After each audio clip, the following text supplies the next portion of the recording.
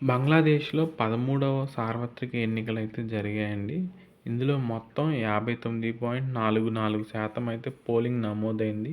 వీటిలో Bangladesh Nationalist party BNP party అయితే మొత్తం 209 స్థానాలనైతే కైవసం చేసుకుంది.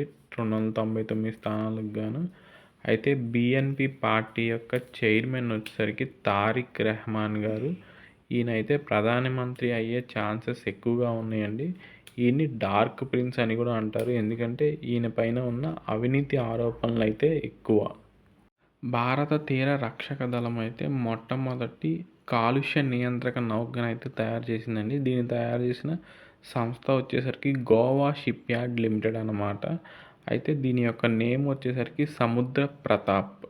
ఇంకా మూడవది నియంత్రిత జంతు మార్పిడి విధానం కింద మనం 8 బ్లాక్ క్యాప్డ్ కాప్షిన్ కోతులను అయితే దక్షిణాఫ్రికా నుంచి తెచ్చుకున్నామండి. వీటిని బన్నేరుఘట్ట బయోలాజికల్ పార్క్ బెంగళూరులో అయితే విడిచిపెట్టారు.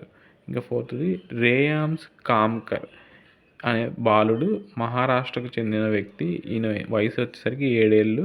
ఈయన అరేబియా సముద్రంలో 30 కిలోమీటర్ల తీరాన్ని ఒంటరిగా ఈదిన అతి పిన్న వయస్కుడిగా వరల్డ్ బుక్ ఆఫ్ రికార్డ్స్లో అయితే స్థానాన్ని సంపాదించారు.